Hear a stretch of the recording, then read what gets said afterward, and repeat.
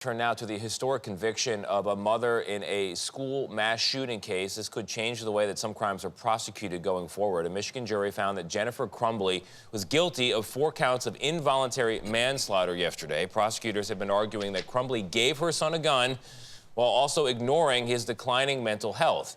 She blamed her husband for her son's actions. Elaine Quijano has reaction to the verdict. After more than 10 hours of deliberations, the jury reached its decision. We find the defendant guilty of involuntary manslaughter.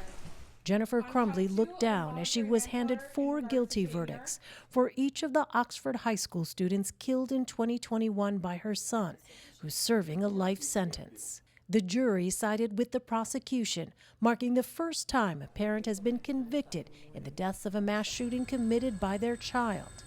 Prosecutors shook hands with the families of the victims after Crumbley was placed in cuffs. Craig Schilling, who lost his son Justin, had this message for her. You wouldn't have to go through any of this if you would have just done your job as a parent. Throughout the trial, the jury heard how Ethan Crumbley gained access to a gun by his parents. I wish he would have killed us instead. Prosecutors said Jennifer Crumbley repeatedly ignored mental health warning signs and just hours before the shooting refused to take her son home after a school meeting about his violent drawings. The jury foreperson told CBS News Detroit the case had a crucial detail. The thing that really hammered it home is that she was the last adult with the gun. Steve St. Juliana's daughter Hannah was 14 when she was killed by Crumbley's son. It's only a first step of the many things that need to change in order to protect our children. The definite message is watch your children. Legal analyst Joe Tamburino.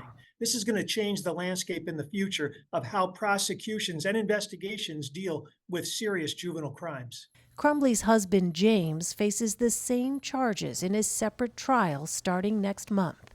What does this verdict mean for James Crumbley's trial?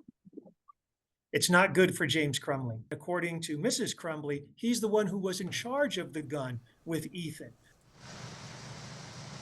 Jennifer Crumbley will be sentenced on April 9th. She faces up to 15 years on each count. Now, one victim's father told me it's the verdict that matters most to him, not the sentence. He says it's about accountability, and he hopes that this is the start of gun safety changes in this country. Jerika. All right, Elaine Quijano, thank you.